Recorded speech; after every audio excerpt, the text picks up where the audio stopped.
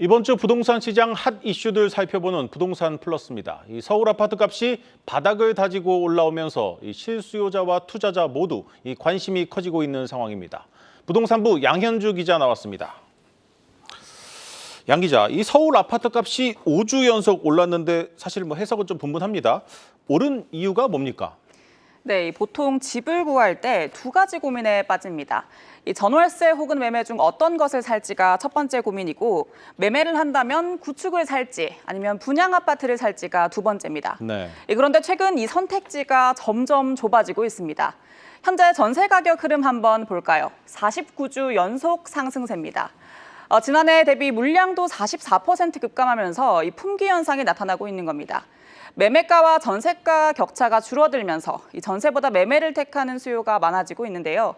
최근 서울 지역의 매매가와 전세가 차이 1억 원 안쪽으로 형성이 되면서 이 갭 투자 역시도 꿈틀대고 있습니다. 그러니까 전세값이 너무 올라가니까 차라리 집을 사자 이런 사람들이 늘기 시작했다는 건데 여기에도 선택이 좀 있습니다. 이 기존 아파트보다 이 차익이 있는 이 분양 기다리는 것도 괜찮지 않겠습니까? 그렇지 않습니다. 사례를 하나 가져와 봤습니다.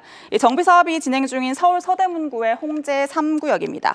홍제 3구역이 최근 공개한 일반 분양가 3천만 원에서 평당 3천만 원에서 4,250만 원으로 42% 상승했습니다. 네. 이 국민 평형인 84제곱미터 기준으로 계산을 해보면 얼마일까요? 15억 원에 달합니다. 인근 아파트 대비 5억 원가량 비싼 금액인데 공사비는 높아졌는데 분담금을 떠안을 수는 없으니 이 분양가가 천정부지로 치솟고 있는 상황인 겁니다. 공급이 부족한 서울의 경우 이 분양가 상승세가 계속 이어질 것으로 보입니다. 공급도 없는데 가격까지 비싸지니 비교적 저렴한 구축으로 수요가 몰리고 있습니다. 선택지가 좁아지면서 아파트 매매 거래량도 활발해지고 있습니다. 올해 3월 서울 아파트 매매 거래량은 4천 건을 돌파할 것으로 예상이 됩니다. 매매 거래가 4천 건을 돌파하는 건 지난 2021년 8월 이후 처음입니다. 정부가 가계부채 관리를 강화하는 분위기 속에서 나온 수치라는 점에서 좀 의미가 있는데요. 거래가 가장 많이 이루어진 곳은 노원구로 상대적으로 부담이 덜한 중저가 지역 위주입니다. 고가 지역에서는 신고가가 속출하고 중저가 지역은 급매물이 빠르게 소진되는 모습입니다. 네, 재건축 아파트를 사는 것도 이 분양도 너무 비싸다면 이 실수요자들이 많은 이 일정 가격대의 아파트 앞으로도 계속 오르는 겁니까?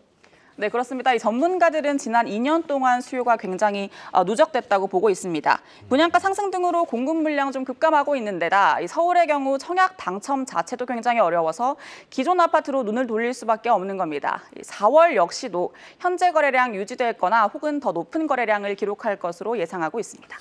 네, 내일부터 일명 이 1기 신도시 특별법이 시행이 됩니다. 먼저 구체적인 내용부터 한번 살펴보죠. 네, 정확한 명칭은 노후계획도시특별법입니다. 네. 한마디로 이 오래된 도시들의 정비 사업을 촉진하는 법안인데요.